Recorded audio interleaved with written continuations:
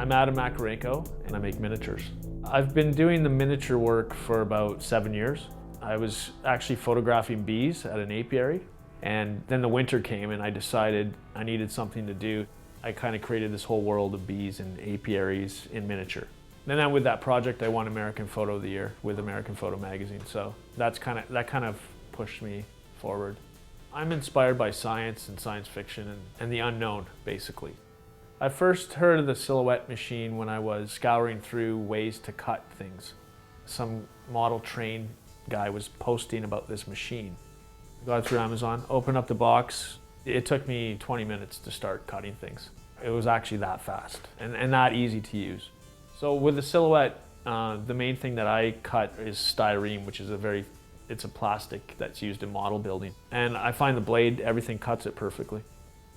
So for the Zug Island documentary, I wanted to create the homes of Windsor, but I had to have like 80 homes. Being able to cut them with Silhouette made it that much easier to get it done faster and more efficiently. These windows I made with the Silhouette, all the paneling you see on here, it was all done with Silhouette.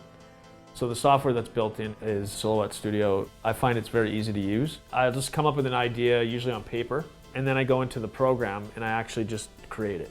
A lot of the time it's sort of an R&D type situation. You'll cut something, it wasn't quite the right size, and just go back and cut it again. Silhouette's really good with that because you can just keep doing it and changing it.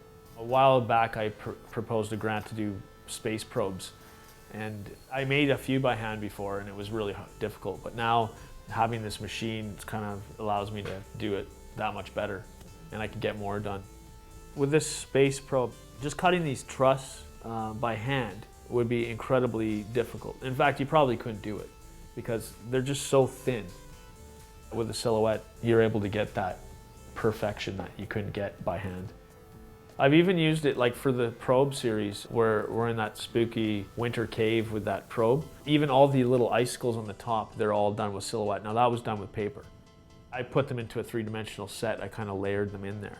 And if you tried to cut that by hand, I couldn't do it that meticulously.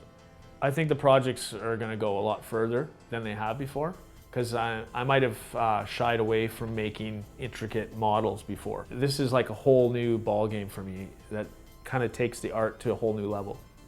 I've just used the Silhouette to make a radio observatory.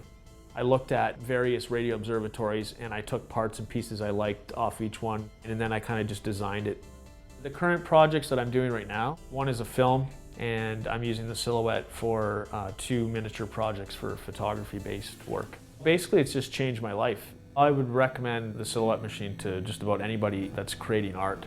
It's going to bring them forward faster, more efficiently.